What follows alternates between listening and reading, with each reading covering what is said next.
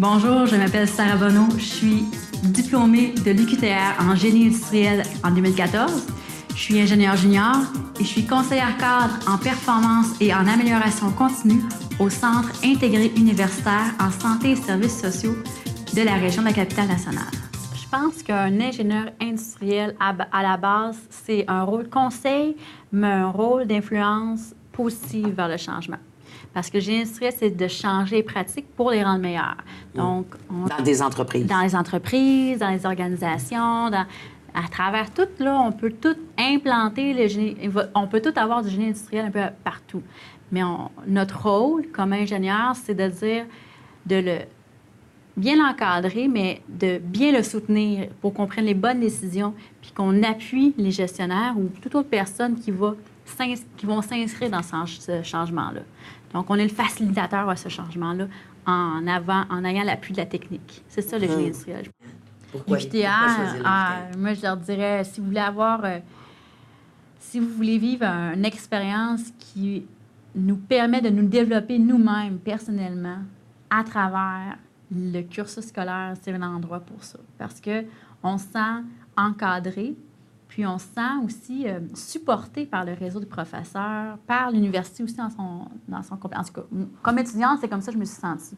Moi, je me suis sentie que j'avais des opportunités à l'université, autant de travail à l'université que possibilité de participer à plein de projets, plein d'affaires. Mais c'était facile d'accès, puis c'était pas... il n'y avait pas de hiérarchie, on dirait. Il n'y avait pas de classe qu'on n'avait pas le droit de toucher. Tu sais, il y a une ouverture d'esprit à l'Université de Québec à Trois-Rivières que ça nous donne le droit à nous-mêmes d'expérimenter ce qu'on aime faire. Ce que je fais concrètement, je porte de différents chapeaux à cause du contexte du réseau de la santé. Le réseau de la santé et le génie industriel, déjà, on dit hey, ça ne marchera jamais. On parle de la clinique. Et on est en changement de culture. Là, on se rend compte que les professions comme le génie industriel ne sont pas là pour dire quoi faire, mais pour donner des outils, justement, pour que le réseau s'aide à changer. Donc, moi, mon rôle, c'est aider le réseau à changer, mais au titre de, là, c'est maintenant le CIUS de la Capitale-Nationale, mais c'est de dire qu'on met en place des activités et on soutient les gestionnaires dans ce changement de culture-là par la réalisation de projets d'amélioration. Bon, Exemple. Ce que ça veut dire, c'est que, mettons, il y a un projet, par exemple, je vais prendre quelque chose qui n'existe pas, mais ça pourrait être, on a un programme clientèle, je vais prendre ça encore plus simple. On a une clinique, puis il y a beaucoup de listes d'attente. Oui.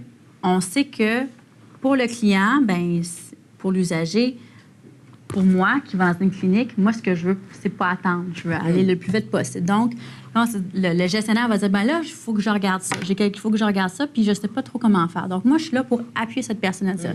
Bon, qu'est-ce qu'on peut regarder? Après ça, quelle information on a besoin d'aller chercher pour pouvoir se guider là-dedans? On parle de mesures. Là, c'est là que tout mon génie industriel sort. Les statistiques, les choses comme ça. Moi, je suis là pour proposer des choses, construire des outils pour aller chercher ces informations-là, pour appuyer, après ça, les gens à aller chercher l'information et de l'analyser. Il y a cette partie-là, puis après ça, il y a cette partie dans le lean qu'on appelle, souvent, c'est le Kaizen. Donc, c'est de dire, non seulement on a analysé ce qui se passe, mais on vient chercher tous les gens qui travaillent, par exemple, dans cette clinique-là et dire, ensemble, qu'est-ce qu'on peut faire pour s'améliorer? Donc, c'est là la nuance. Moi, je suis pas là pour dire, toi, fais ci. Moi, je sais pas. Je travaille pas là tous les jours. Mais on sert de l'expertise des gens autour de la table de dire, ensemble, qu'est-ce qu'on devrait faire pour que ça fonctionne? Donc là, il y a des choix à faire. Donc, tout le volet diplomatie, stratégie, ressources humaines, c'est là qui embarque. C'est qu'on anime les groupes et qu'on les guide toujours en perdant pas de vue là, l'aspect qu'on veut améliorer nos services.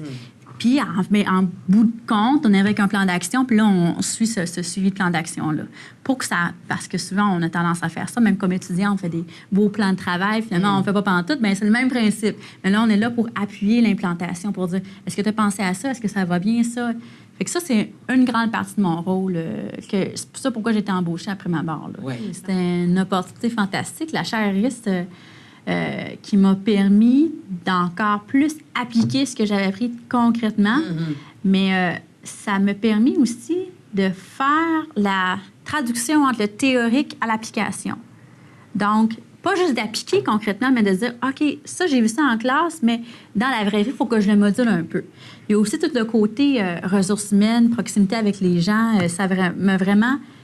Tu sais, on en parle en classe, on dit, on est un client, tout ça, mais quand tu le vis, là, c'est autre chose. Tu es capable de dire, OK, je comprends là, les enjeux, là, quand on parle de gestion du changement, quand on parle de... les clients ne connaissent pas toujours leurs besoins. C'est toutes des choses qu'on comprend, mais quand on le vit, on se dit, ah, OK, là, je suis capable de me positionner, puis je sais sur quoi m'appuyer après ça pour faire bien ma job. Là.